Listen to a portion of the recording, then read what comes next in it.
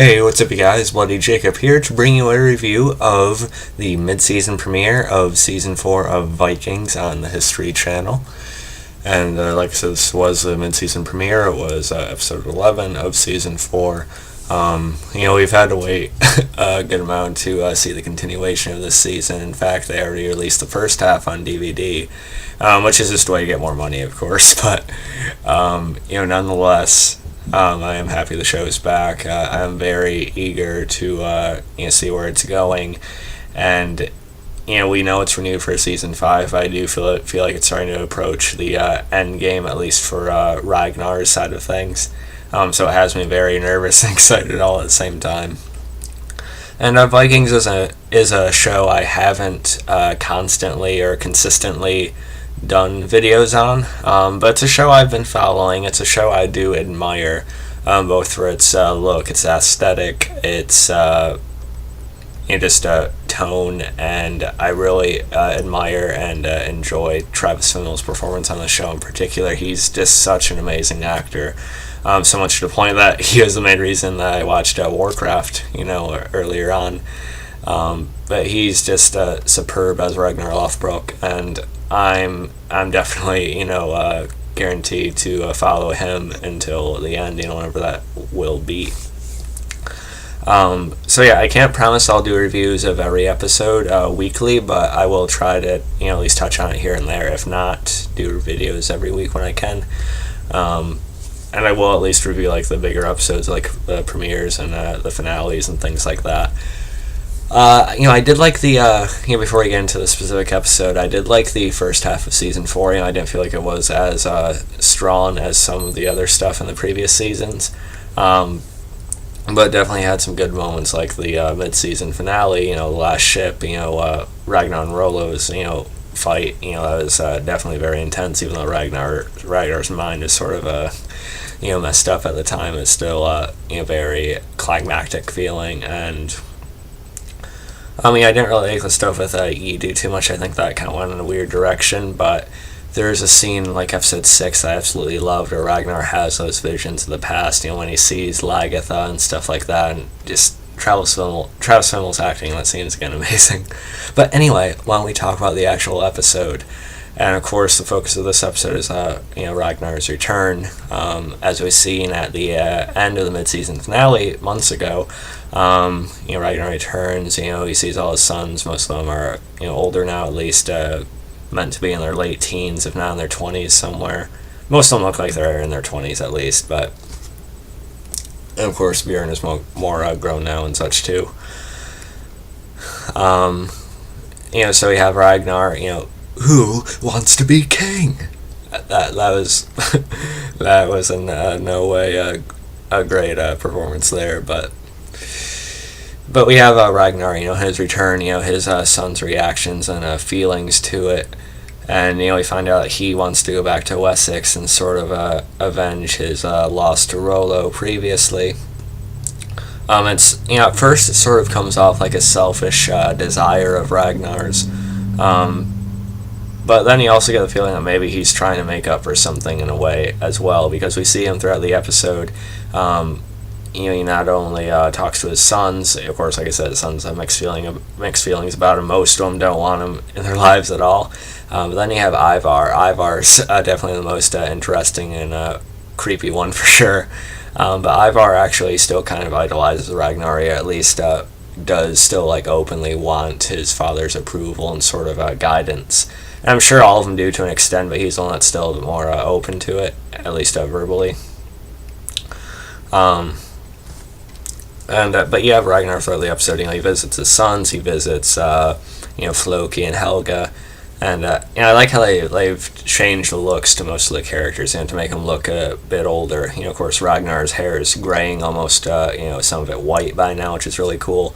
And just the subtle little touches they do with the makeup on Travis Fimmel, it's really realistic looking. I've always appreciated that, how that's sort of continued bit by bit throughout the seasons.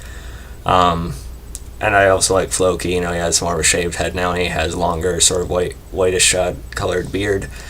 Sometimes I feel like with the females, they don't really age them as much. They still kind of look the same as they have. But there are some subtle differences with Katheryn Winnick's makeup, Lagertha. We see her, she's also, still in control of her area. She's sparring. She has this new woman in her life named Astrid. I look for her. Looks like she could be a tough but probably manipulative one too. But who knows? I don't know. We don't know all the details of their relationship. And if you see the previews for later on in the season, it looks like that Lagertha will probably be making some kind of push to take back Kattegat from Aslog, which I am all for. I definitely want Aslog to die. I want Lagertha to take over and take her rightful place for sure. But I liked Ragnar and Floki's scenes together. They've definitely had an interesting relationship. Floki had looked up to Ragnar for so long. They had worked together for so long.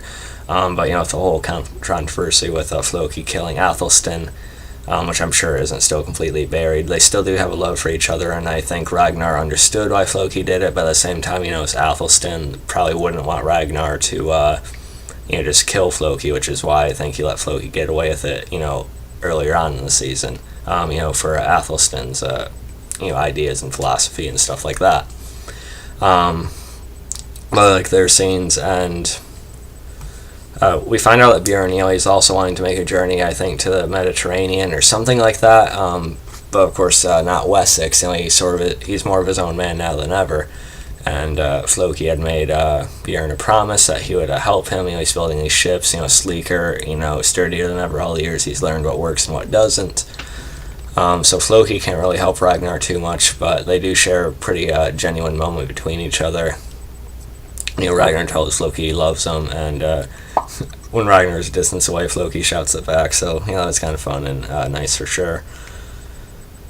Then we had one of the sons talking to the seer. He basically says, your father's return, brings chaos, despair, and death. I think it's Bjorn who's talking to the seer, and, he says, Bjorn should, is probably trying to feel happy about it, but you should really look back on this day as a day of the end, or something like that, or as like a terrible day, basically. So that's a lot of foreshadowing there, I think, if you know the history bits of it. So wondering how close to it they're going to follow, but we'll see. Either way, I'm just having this nervous and excited feeling all over. We also had Ivar throughout the episode. He is following his brothers around, and he's watching them. They all hook up with the same slave girl, and it was kind of creepy. The actor definitely does a good job as Ivar, but he's coming across as a little bit creepy and pervy there, I guess. But really, it's driven through like this insecurity he has, due to his handicapped state. Of course, the issues with his legs and such since he was born. He just has this sense that he feels like very inferior, and like everyone thinks lesser of him and such. But really, Ivar could rise up to be one of the strongest of the brothers, because he is skilled. We see him with archery and the swords. He's good at that, but he also has this. It seems like he has the most calculated mind out of any of them. So I'm guessing that might come in handy later on. Like I said, that scene with Ragnar and Floki, Ragnar says he might not see Floki in Valhalla. I don't know if that means, due to his change of faith. But again, I just love that moment between Ragnar and Floki. And the brothers do tell Ivar that, he is a son of Ragnar Lothbrok just like them. So they end up setting up this meeting with Ivar and the slave girl, and she does have sex with him, but he gets frustrated because a certain part of him isn't working that well. And he actually almost kills her and strangles her just to save the risk of like her telling the others and humiliating them in some way or something. But she's able to talk him down, saying how he can do this and that. So that was actually turned into a good scene. Still got mixed feelings about Ivar throughout the episode, but he's definitely, I think, the most interesting of Ragnar's sons for sure, at least in the TV version. But possibly my favorite scene in the episode was Ragnar talking with Lagertha. Of course, there's possibly more history between them than anyone on the show, And like I said, I absolutely love that scene in episode 6 of this season with Ragnar seeing the visions of her and such. Ragnar certainly made a ton of mistakes. He's one of the most flawed, protagonists you could find on TV right now. But, he carries a ton of regret and a ton of weight on him. And, he tells Lagertha this is regrets, how he wishes they had just stayed on the farm. That's way back in season 1, so that's really, touching to hear. And you can tell Lagertha she's subtly moved by it. Both Travis Fimmel and Katheryn Winnick do a great job in this scene. And, like when Ragnar faked his death in season 3, you could see how, hurt Lagertha was by it, but also how she wanted to join him again and actually wanted to share love with him again to some extent. So, I don't know. As Lagertha says after Ragnar leaves, she still doesn't know how she feels about Ragnar at this point, but you can tell they're always going to have a connection. They're always going to have some sort of love and bond with each other. And I absolutely love their scene here, and they even do share a kiss, which is really nice as well.